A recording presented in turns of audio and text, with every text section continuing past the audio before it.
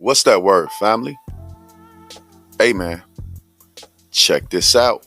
Here's for a black FedEx driver who was shot at while on the job by two white men, demanding serious charges be filed against his accused shooters. The suspects, Gregory and Brandon Case, shot at Gibson Friday night while Gibson was in uniform in Brookhaven.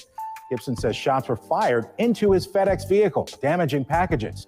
Gregory and Brandon were arrested in connection to the incident and released on bond. Gibson says since the incident, he's been having PTSD. I have been having a lot of anxiety and trauma. I have slight panic attacks and things of that nature. I'm currently getting into therapy to try to handle. Now, Gibson's attorneys are comparing this incident to the Ahmaud Arbery case. Jogging while black, driving while black, working while black.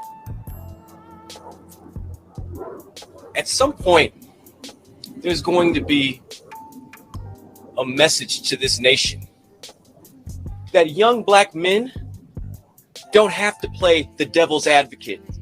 Young black men don't have to worry about the fact that by virtue of the color of their skin, the texture of their hair, that they have to always be the ones that could have possibly scared a white person. Had Mr. Gibson stopped that day, and had Mr. Gibson lost his life, there was no video this time. It would have been the scary black man trying to hit the white man, and he had to fend for his life. Across this country, there's an element that has a distaste and a dislike and a hatred for the color of our skin. But we also need to understand why this young man was trying to make an investigative report, and the police were doing everything to prevent him from doing that. And we also have to understand, when have you ever heard of a situation where a victim of a crime is asked to help pull up the bullet fragments in which tried to attempt to take his life? That is insanity. And I echo the sentiments of Mr. Moore and Mr. Bryant.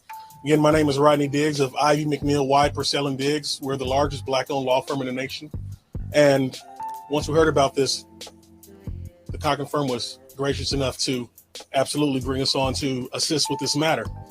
But in addition to that, we want to give a warning to FedEx.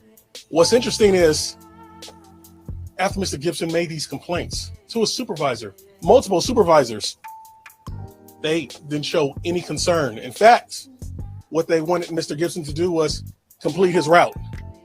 Complete his route after he just almost lost his life. You have bullet fragments in the truck and in the car. He has a stress claim. We're moving forward with a workers' comp issue, but depending on how FedEx responds to this, and if they try to retaliate against Mr. Gibson in any way, then he will have an employment discrimination claim as well against FedEx. So you see, we have brought in the best of the best from across the country to stand with Mr. Gibson and his family. He's at home without pay on unpaid leave because he could not handle the stress of going on that same route. Damn, family. So what y'all think about this whole entire debacle?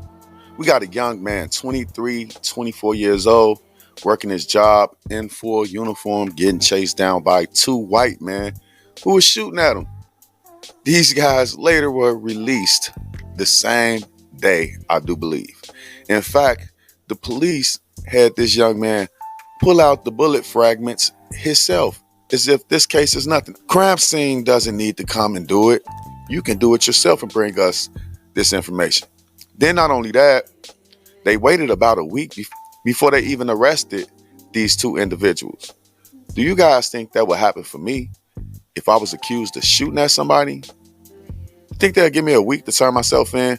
Or would they be raiding my house with a no-knock warrant, dressed in army fatigues, kicking my little babies around the house, shooting at my dog, all type of weird stuff, man? Tell me how y'all feel about this. Is this Ahmaud Arbery all over again? I'll be back later with more news and commentary. Peace.